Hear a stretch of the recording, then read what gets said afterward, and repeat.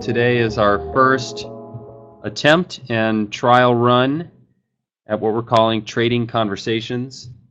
And we're hoping this will be a great opportunity for the trading community to come together, ask professional traders anything you want. Merritt and I have prepared at least some talking points to get started with this week. And in the future, if we continue to do this, we get positive feedback, and this is something that you all want to see some more of, then we expect in the future probably more questions than talking points from us. We want to make sure we're covering what you want to talk about. So that said, we've already even had questions coming in before we even started. So I have things prepared in case we want to go that direction, but if people want to talk about specific questions they have, you can go ahead and start typing those in. Obviously, one of those questions was about when Mike's webinar is, so we've answered that one. And who's the stud in the... Oh, okay, never mind. That was you asking. So in case anybody's wondering, that's Merritt staring intently at... Such a serious picture. Very serious. That's how it should be. All right. So there we go. Eric struggled to choose. There we go. We got questions coming in. So we're just going to start with the questions. I think that's the right way to go. Okay. And then at some point I can chime in and share some of the research and stuff I'm working on. That has all been posted. Quick, Andrew.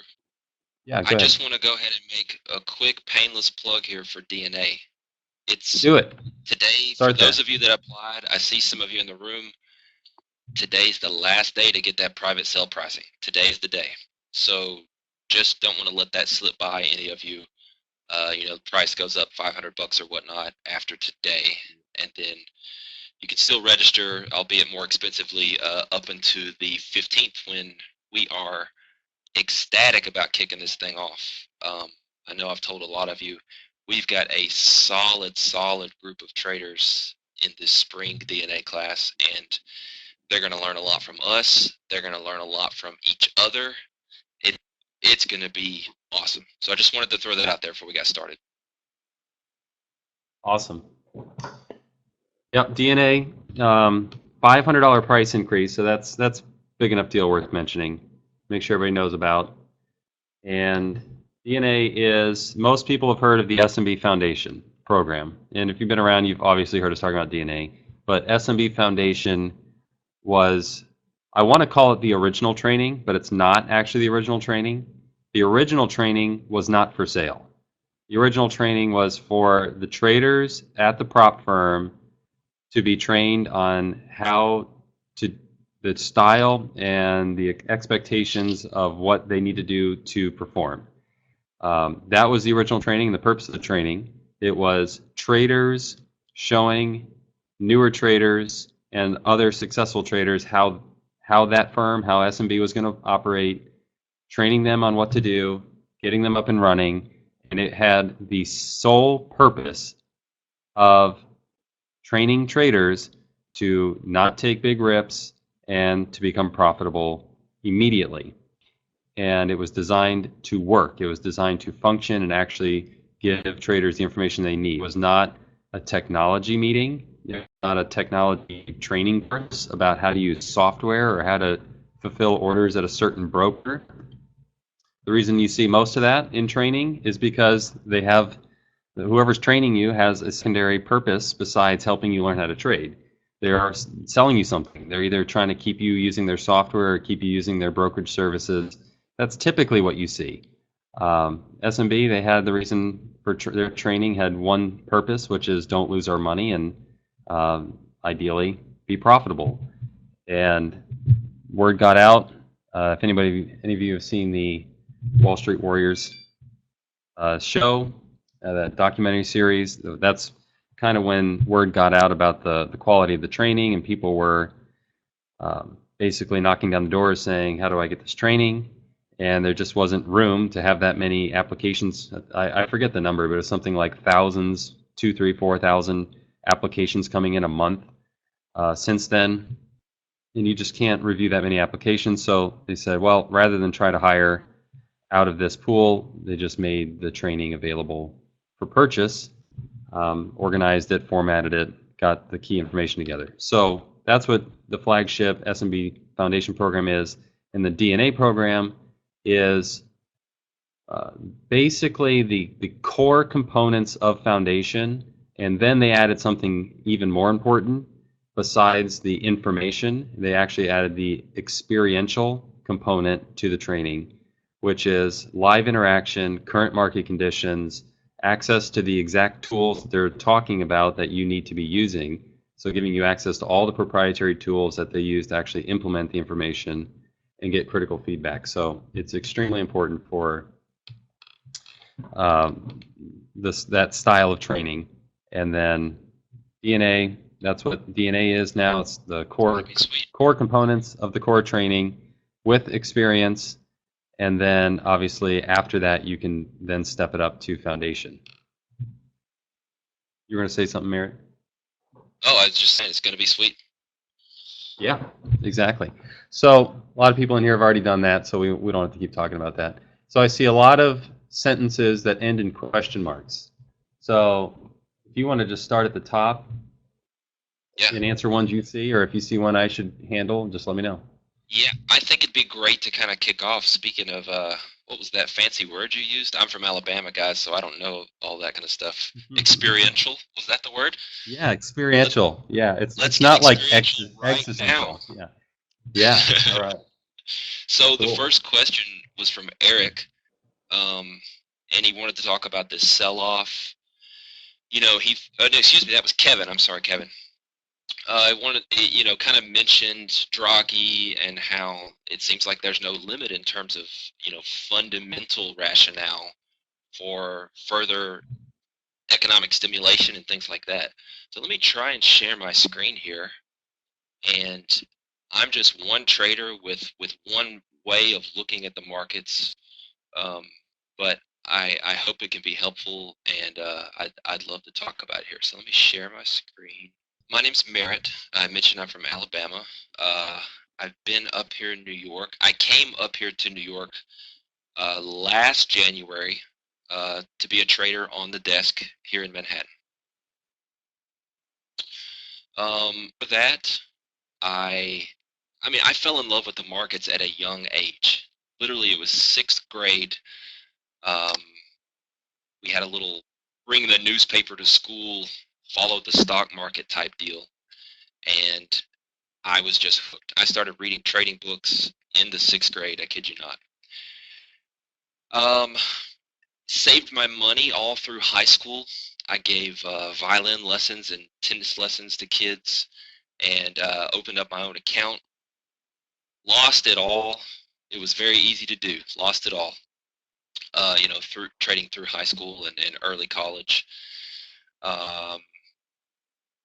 Started out as people do, kind of the equity side of things. Then I branched over to Forex and currencies. Currencies led me to futures, and I really fell in love with the futures world. I actually, as I became more and more successful, I started my own fund, a CTA. I was a commodity trading advisor. 7-figure fund, well north of $1 million, which is not huge in that world, but in Alabama, that's a big fund. But did that for a while. For a 20-something-year-old in Alabama to have a commodity trading advisor firm, that's an impressive number, definitely. Sure. Well, after that, and also I thought it was cool. I want to pull it out there. When I first heard that, I thought, oh yeah, he's got a rich uncle and he gave him $1 million to trade. But that wasn't it. You actually had quite a pool of people vetting you and deciding they wanted to put money with you. So I think it's a great story as well. Thanks. Yeah. Beyond that, I have traded. I kind of found, the prop world through the CTA world, because you just make all these connections and whatnot, and traded for a small prop firm based out of Chicago. And after that, I got leveraged into the opportunity here at S&B and traded with these guys. Mike thinks a lot of me and my communication skills and my ability to teach and educate and break down concepts for people. And just last week, he asked me to help out on this side of things. And I'm happy to do it. I love talking to you guys. I've really enjoyed the work, and I get to trade and keep track of markets at the same time. So it's a perfect job for me. I'm very happy with it. That's really all I can say about me. You know, just a decade of trading experience across multiple asset classes, including my own account, managed money, as well as prop. So that's me. So the question is, what's up with the sell-off? And I'm just going to focus on the S&P here because that's the things that I keep track of and can speak intelligently to. This is the futures. Today was rollover, so I'm now talking about the June contract. My data here is what's called continuous back adjusted. So each time there's a roll in the futures market, sometime, for example, I think it was about 9 points, the difference between the March contract and the June contract this time, that 9 points gets adjusted all the way back, 25 years of my data or whatever it is. So that's what we're looking at here. This is a daily bar chart. Let's look at what the market has been doing. All right, we had the big sell-off late last summer.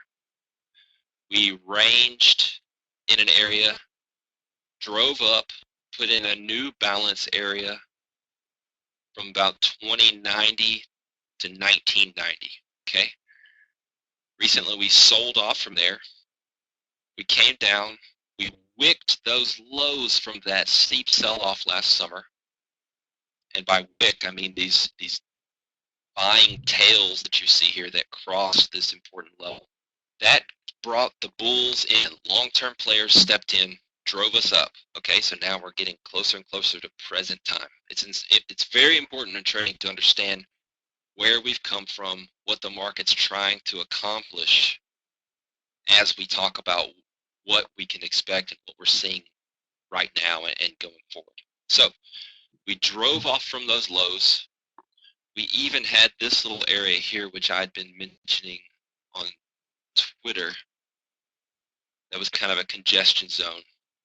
We broke out of that, pulled back to the edge of it, and then drove up to a very, very precise level.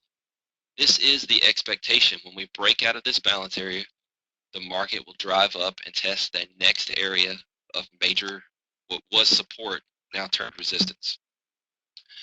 So, back to you, Kevin. We're saying, well, we got this increased stimulation from the ECB and whatnot. Why are we selling off? I say it's purely technical, really. We've come up to this area, and the market's the rally's kind of long in the tooth. We've really driven up. A lot of times, I mean, look on the downside after you see a long sell-off. You start to see some what I call digestion, some congestion, some profit taking. We're seeing that right here. Now, if we dive in to even some smaller time frames, such as the 15-minute, we can start to see that we had, let's say, the past 4 days, not including today. We had this day here, and then that was the 4th, and then the 7th, the range was entirely within that of the 4th. So that's telling us that there's compression going on. There's a lot of, like I talked about, digestion, not a lot of new directional movement. So we have that area established. On the 8th, we opened below those 2 days and put in another kind of balanced day, but again, below the range of that inside day. And then yesterday, another inside day, further compression, further congestion. And today, we see the head fake up. Let's take a look at how I look at these. Each one of these represents a day, and it's split into, each one of the letters represents a 30-minute period. A, B, C is the first half hour, second half hour, third half hour. So here's those 2 days. As you can see, this day was well inside this day. And then again, the 8th and the 9th. The 9th is well within. So you have these inside days. A lot of you know what an inside day is. But let's merge these days together and look at the bulk of where the trading occurred for each of those balanced group of days. Perspective. I hope that was helpful. Let's see here. What do we mean by edge? Andrew, do you want to take that one? I mean, I could give you, I could talk about expectancy and how it's derived. And Yeah, and you want to take I it? think I know that's you'd be fun to great talk at about. systems guy. Yeah, I think that's actually one of the things I wanted to. If there weren't going to be a lot of questions coming in, that's where I was going to start actually. Go for it. Let me do this. I'm going to pull up, and you may have seen this before. I'm going to keep it short. I did share a video. So I'm gonna ask a question, and you can respond with one word, two if you really feel like it. But my question to you is, and type in your answer. Do you think that there is a random element to the market? All right, so I kind of loaded the question a little bit. So I didn't say, is it completely random? I said, is there a random element? Okay, wow. So, cool. We got just about 100% yes. All right, so we're all in agreement. And now I'm going to show you this. Let me do this. Share. I don't even know how to do that. Oh, you gotta, let me. Did you stop sharing your screen? I did. Let me do this. I closed yours. Now I can. It'll come up in a minute. So I did a spreadsheet and made a video about it, and I've created this document. And I called it the random edge calculation. And so we're not going to talk about is the market random or not, but what I was able to show in that video, and as soon as I get yeah, here it is, it's coming up again. I've launched this application. It's a great, ClickMeeting's awesome, but sometimes it's slow to share. Where I basically, I was trying to figure out the question, how much edge does it take for somebody to have a reliable experience into the future? So as far as your results. And that was basically the question here. And then I created this spreadsheet. I call it the random edge calculation, and I'll be thrilled to share it with you. So, well, actually, it's on the blog. I think you can either get it on the blog or you'll be able to email me, and I'll just reply and have something ready to go. It's easy for me to send that back to you. But what I did is I created 10 different systems with completely random information. I just let Excel tell me what the result was going to be. So 10, I call them quote-unquote systems, and then 1,000 random sample trades per system. So I have 10,000 data points. And I created a little range that it could give me as far as how much little extra edge that it would put into the random value. And then what was the minimum amount of edge that somebody had to have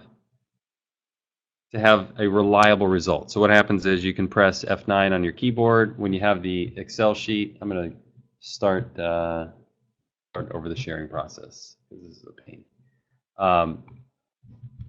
And you get these reiterations of the entire data sample. And what happened is I found this specific level where there was finally enough edge that the combination, basically saying if you repeat this edge 10,000 times over and over and over and over again, you have enough edge to have a reliable result. So the idea of edge is that you found, and so we're going back to the specific question asked is what is edge? Edge is a statistical level of confidence that you have that if you were to repeat something a significant number of times, that you would come out at the end profitably. All right. What it does not mean is that you have a certain probability of the very next trade working out for you. And or if you do this one trade 10 times, you should expect to have a certain amount of money of profits at the end of that. That's not how it works.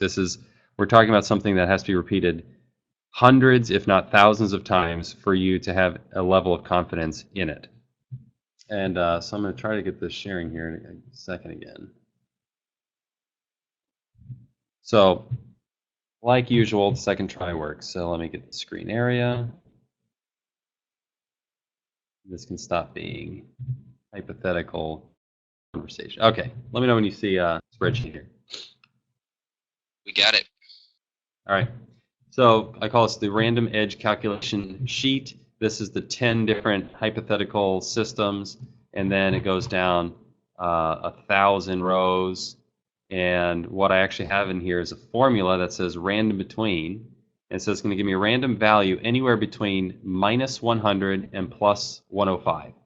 And you can see that the numbers come back. You can see on the top row here, you have 105. So I actually have this one pops back, happens to pin us at the highest, minus 60, minus 18, 63, 103, 62, etc. So on the first, maybe we'll call it day, maybe we'll call it a trade, it doesn't matter. So we'll call them days just to be consistent. So on the first day, you got 10 different guys implementing this edge of just 5%. It's just a 5% edge to the wins versus the losses. And you see it comes out across, and the net result is $20. So we have this very tiny little edge on this day, and you can see the values are all over the place. Edge does not mean it's a predictability of how much you're going to make in one day. This is just saying we have a tiny bit of edge, and if we repeat this thousands of times, we should come out ahead. So in this chart over here, this is actually those 10 systems, those 10 traders, those 10 trading styles. If you're more on the equity side of SMB, maybe that's setups. So if you repeat that setup 1,000 times over a certain market condition, then you get the green line. And if the market condition is not favorable for that setup, you might be in the blue line. So, but we have 10 totally different random sets of information based on a small edge. And the idea here was I wanted to figure out at what point, when you implement enough edges that are different from each other, do you get consistent results. So this here is a combination of all of those.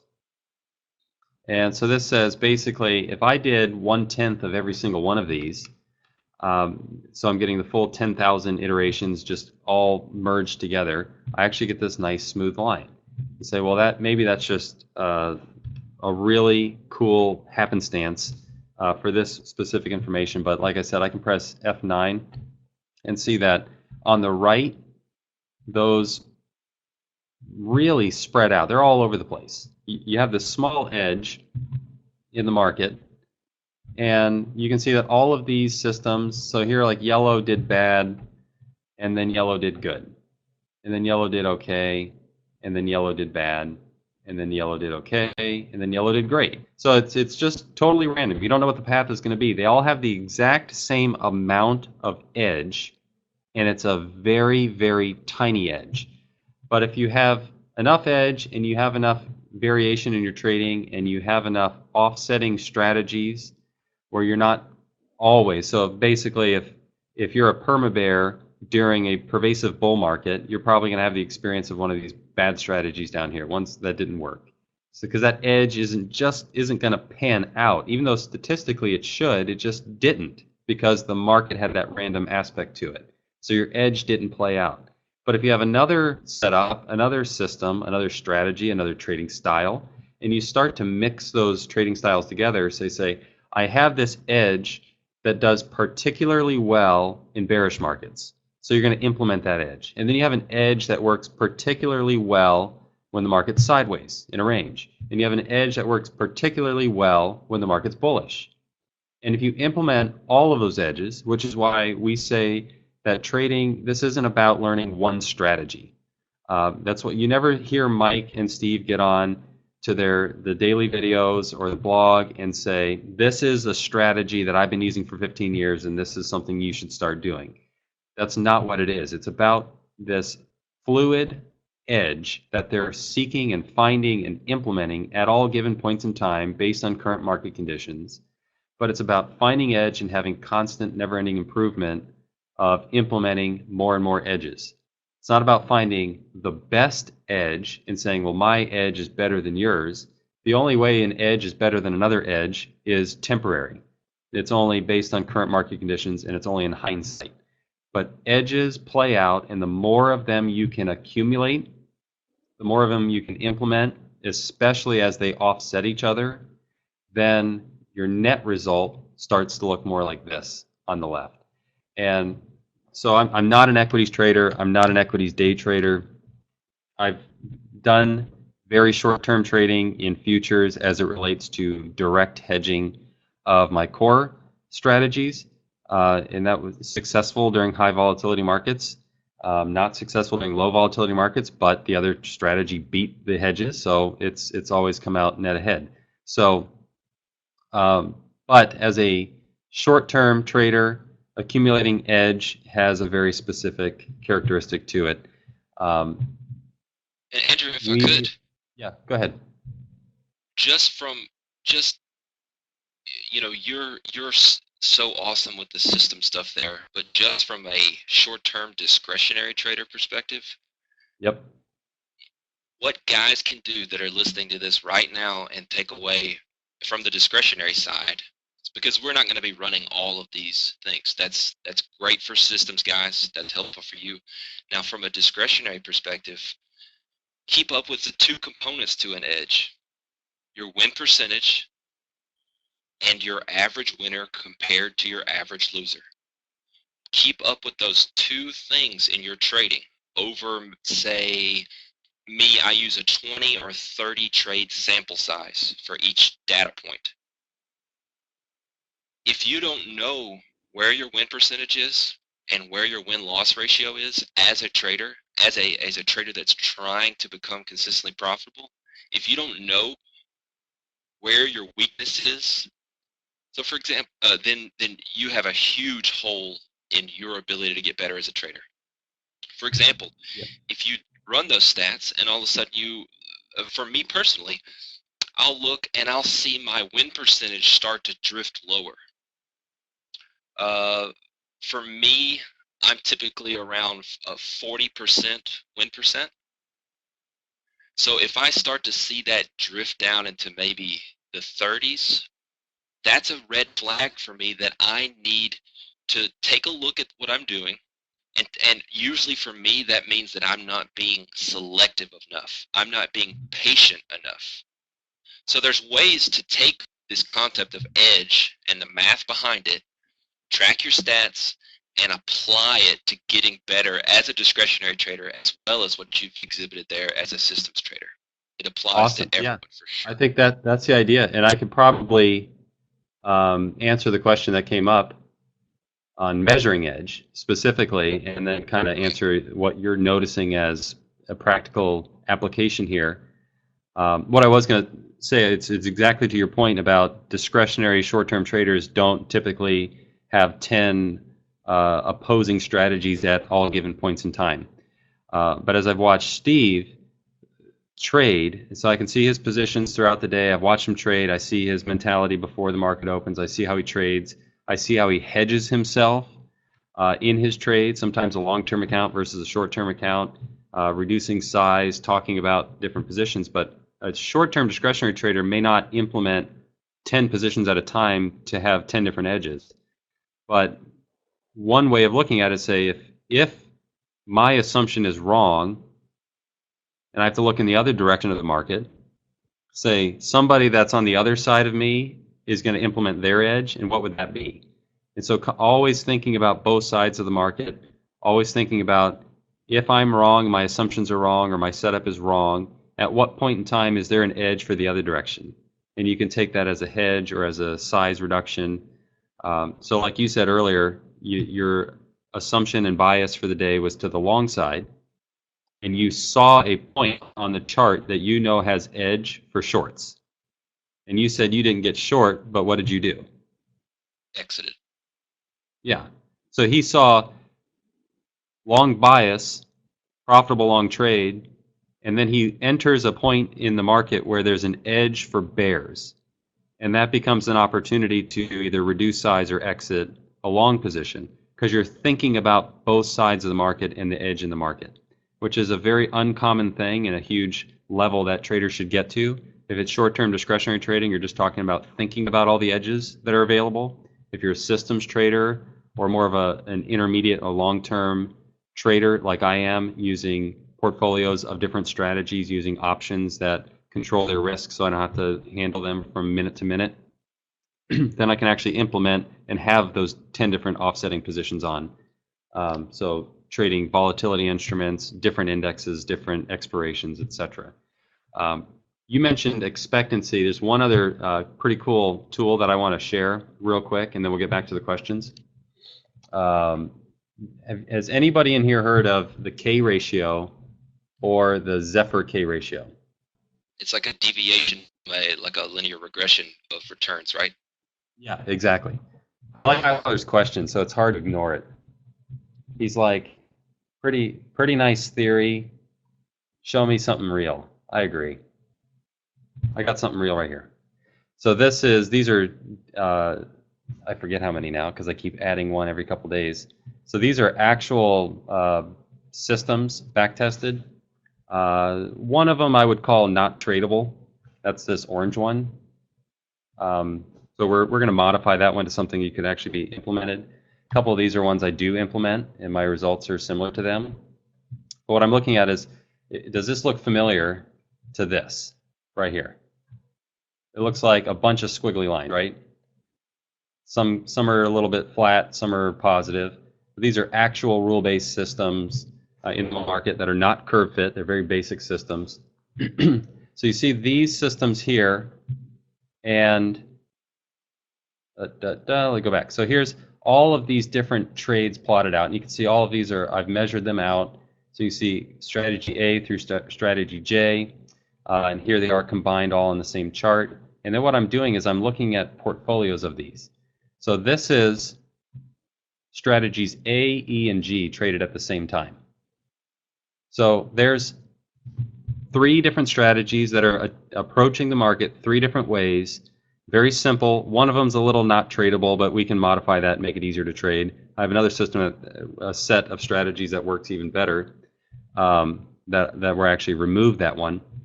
So this is 3 of those strategies, A, E, and G. And you can see the nice, smooth, rising line there.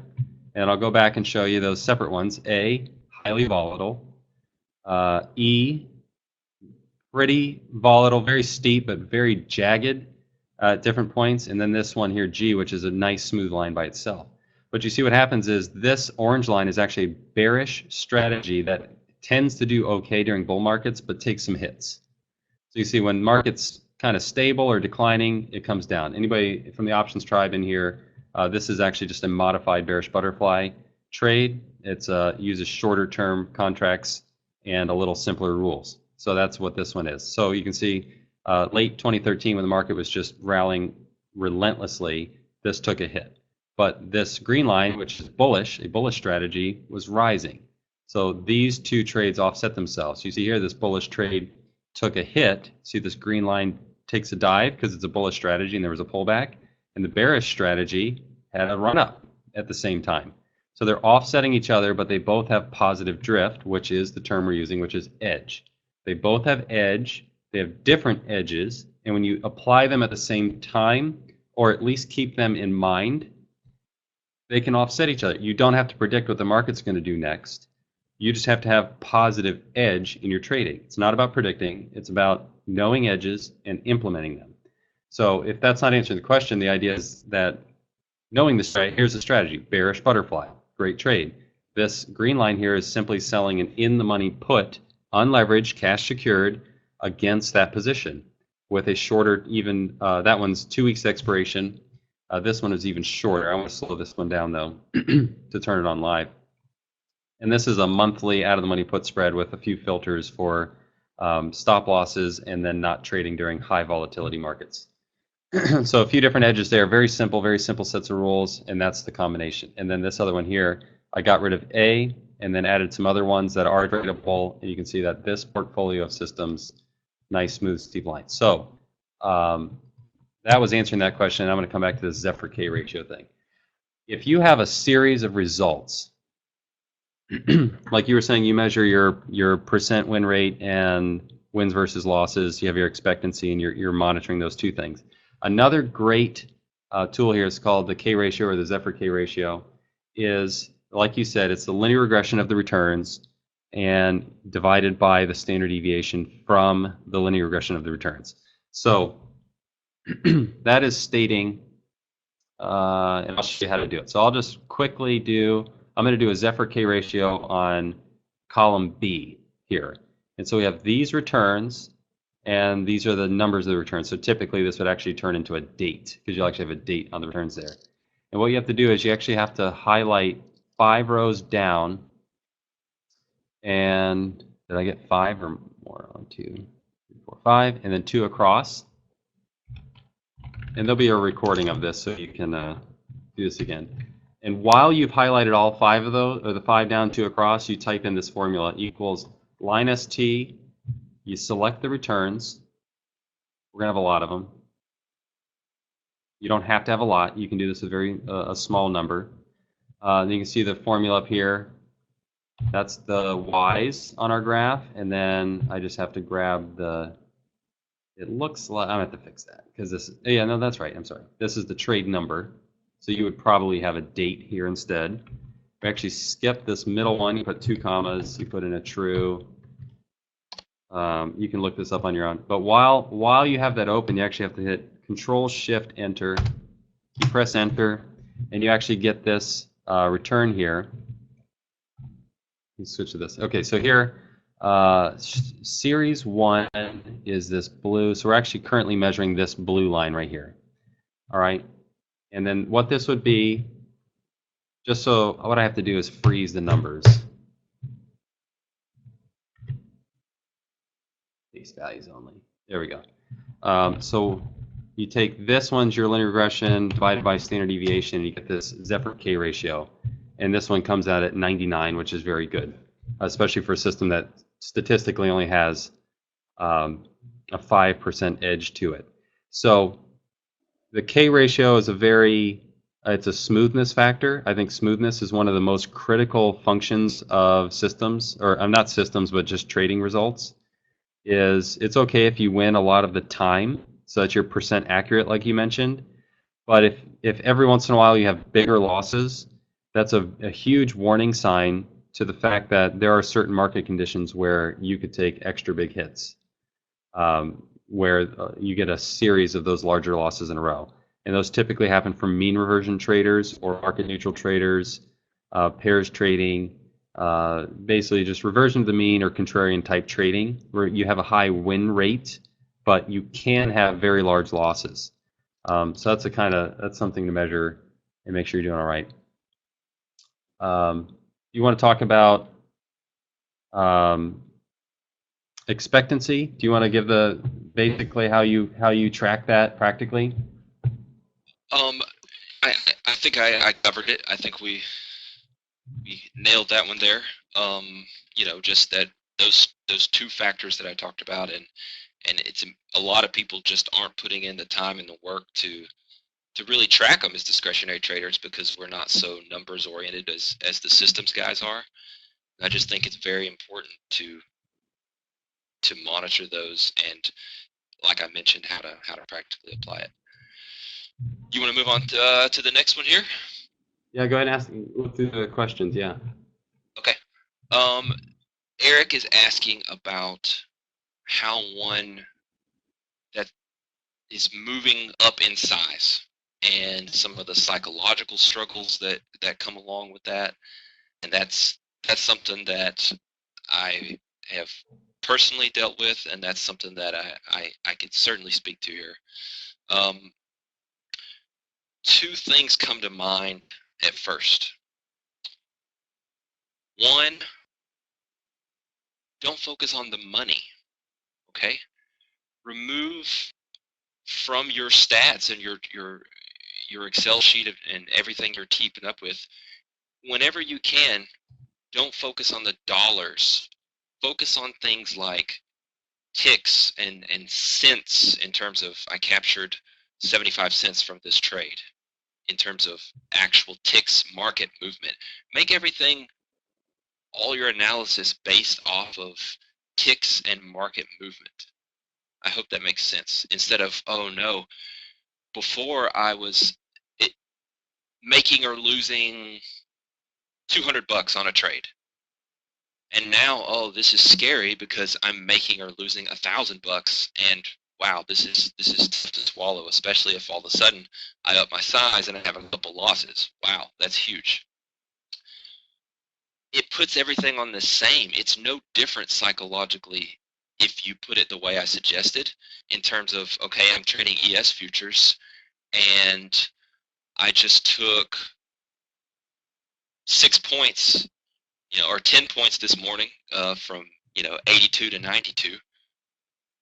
Now all of a sudden I'm either losing 2 points or making 10 points, just like I was before, except now I'm trading with 5 contracts instead of 2 contracts.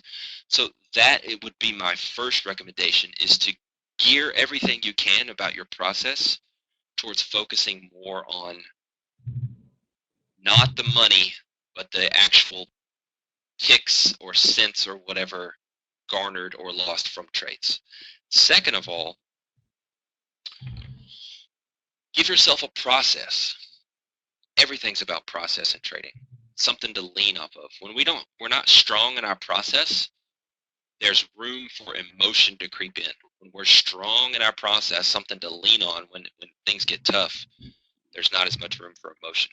So specifically, set yourself out a path to earn the right to trade bigger. So if you're trading, 1,000 shares, or if you're risking 500 bucks a trade, or whatever it is, give yourself a real plan for, okay, if I increase my account by this much, or if I have 1 month of good profitability, set yourself either a return or time-based success metric and create a process to just lean on.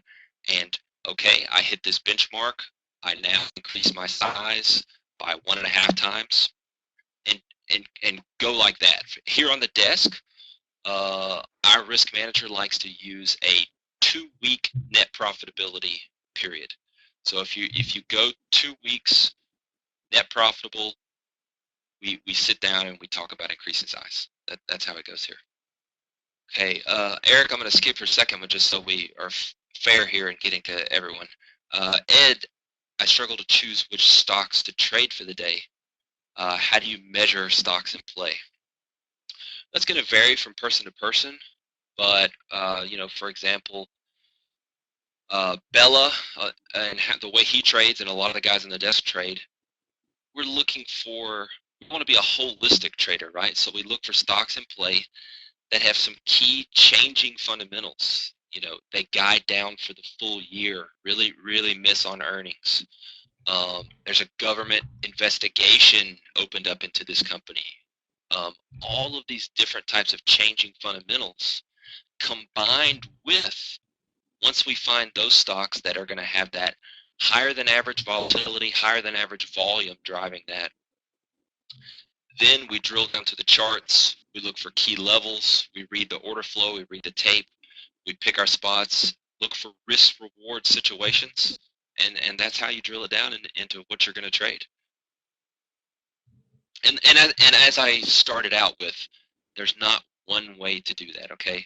So it's all about coming up with your way to find things, because you should be building a playbook. You should be learning, hey, this looked like a really good trade today. How can I take advantage of this trade next time? What are all the variables present? How can I notice this trade on the hard right edge of the chart next time it shows up and execute the trade? So you're going to find out how to trade the stocks that are in play for you, that are what you want to trade, based on even building that playbook of what it is that makes sense to you in terms of your setups and trades. This one's for you, Andrew. What is a good bullish trade to complement a bearish butterfly? My studies recently and my experience has been if you have the capital for it, selling short premium as little leverage as possible during that situation. If you are going to use leverage, then a spread would be better. There's been a lot of systems and strategies that implemented long calls against bearish butterflies. To me, that is a modest hedge for the bearish butterfly, meaning that you can have both lose at the same time. And I prefer not to have that for a truly offsetting hedge. So, and the way they both lose money at the same time is the bearish butterfly. If the market rises a little bit slower, so it's moderate, it's not taking off to the upside, but the market rises and then sits or just doesn't get to the point of an adjustment, and you're kind of stuck in limbo. At that same point, a call, you could have volatility coming out of the entire options chain that puts the call under pressure, and then you have negative theta hitting the call. So you can have this circumstance where both are losing at the same time. So the ones that I've been implementing instead are short in the money options. So that's kind of been a newer one that I haven't seen a lot of discussion about. I've been working with some quants that have software that is able to automate the process of backtesting multiple variables of options trades, and that's been something I thought was impossible to get done. They built the software and have really been able to show me a lot of great information. We're coordinating with each other. I'm giving them the different strategy ideas, and they're pulling the data, and we're building some cool systems that I've started implementing. So that being said, that's where we discovered the short in the money premium seems to be working pretty well. Awesome. That's what it is, guys, is continually looking at what works, what doesn't work, thinking outside the box, and finding new ways to improve your edge all the time. All right.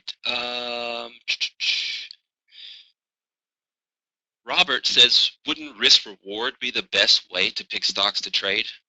Well, sure, Robert. And I think that, some guys like myself are just more purely technical. So yes, you're always looking for risk reward.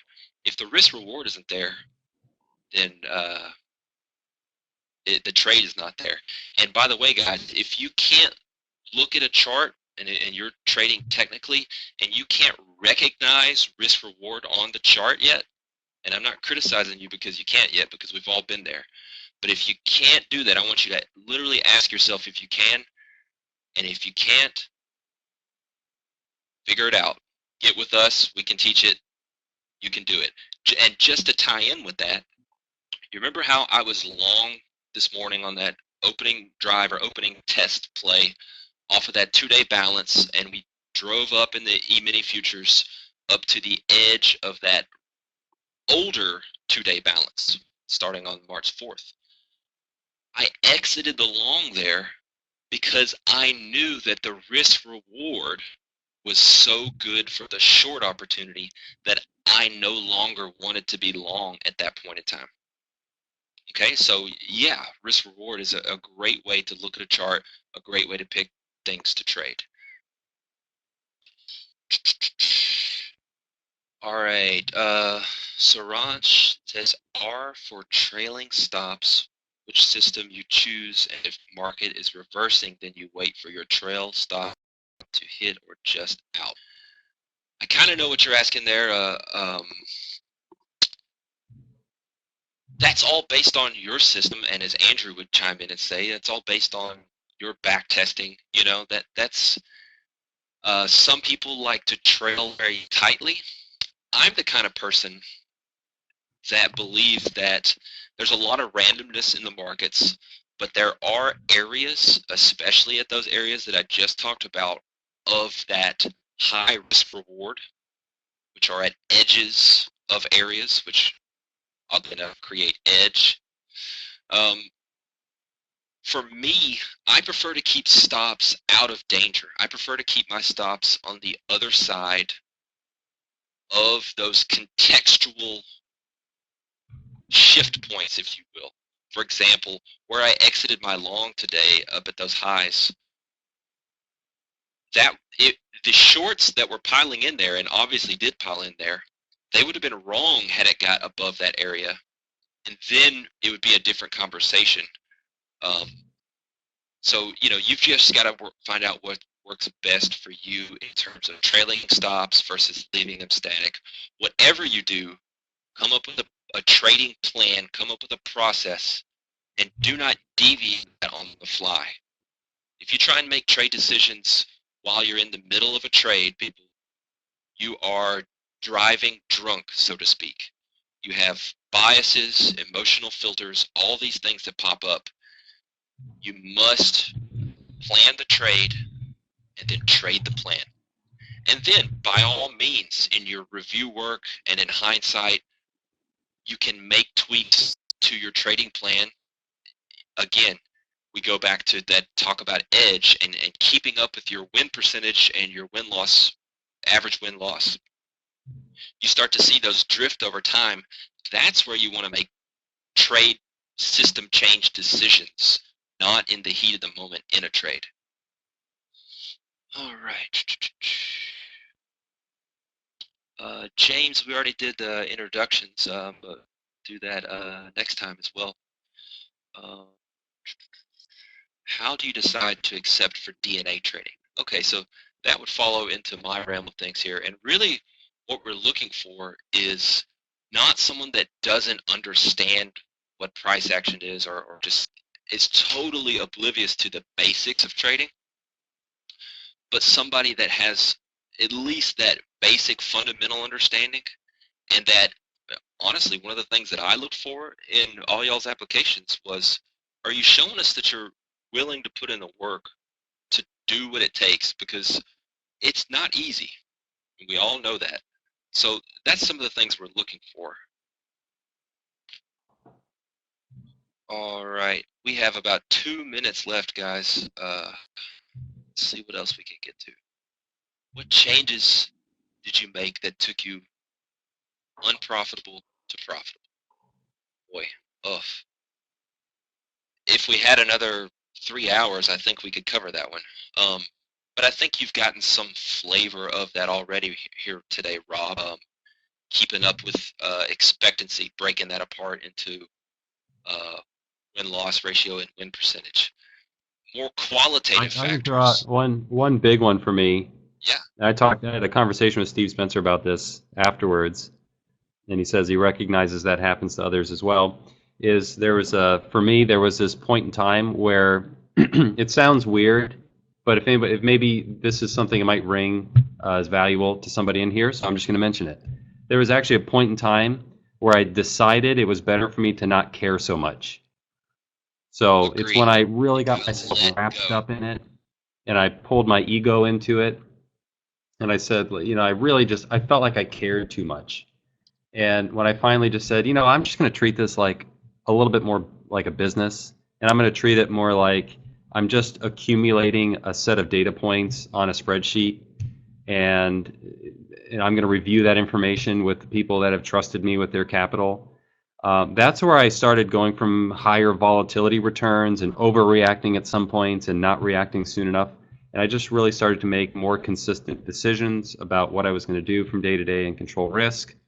That's the point where the emotional level of trading plummeted and the results rose in the opposite direction, from really jagged results, great some weeks and terrible other weeks, to basically kind of boring, consistent results, sometimes sideways and sometimes positive, but rarely a steep negative, very, very rarely with the approaches that I take in using multiple systems at the same time. So that's just something I wanted to share on that topic real quick. Absolutely, and that's well put. It's everything, guys. It's that kind of psychological hurdles that you jump over, down to journaling, reviewing trades, developing a playbook. But unfortunately, that is all the time we have today, guys. It's 2 o'clock. Yeah. I want to be respectful of that. But this has been fun, don't you think, Andrew? I think so. I think there's something we can do. I knew an hour would fly by. So Sure. if you like this concept, what we're probably going to do is, just send us an email. Here's what I want to do. If you care about that spreadsheet I was sharing, if you want to look at the math behind that, you think there's any value to that, and you'd like to take a closer look, I just put my email address in the chat. You can send me an email and say, hey, send me that spreadsheet. I'll send you two, actually. I'll send you that random edge formula sheet, which is more of the theory of 10,000 data points, how much mathematical edge is required for consistency. And the other one is the actual 9 or 10 systems that I plugged in together to kind of prove that point with actual systems. So if you want those, I'll send those over. But we'll probably host another meeting like this. And then what we'll do is also, Meredith, if you want to type your email in too. If you guys like this and you want to do it again, send us both an email and say, that's great, we want to have more trading discussions, and maybe ask the questions that you would like to talk about in future sessions. Ask us questions up front. Maybe that'll help us get to them at the beginning, or we'll have something that we can start right at the top of the hour when we get started. We can dive right into those. We're just two wild and crazy guys. They finally they let loose out here, so we're gonna have some fun with this. We're gonna try and have some guest appearances from people that we really hold in high regard, and we're just gonna have fun with this, and hopefully you guys learn some stuff and get some value out of this. Yep, we're gonna keep going until they cut us off. So yeah, but not today. Another week, another day. All right, so we'll log it off. I look forward to all of your emails coming in. And tomorrow, 1 o'clock is the rescheduled meeting with Bella. So make sure you join us then. You'll get an email reminder with the link to get into that. So see y'all later.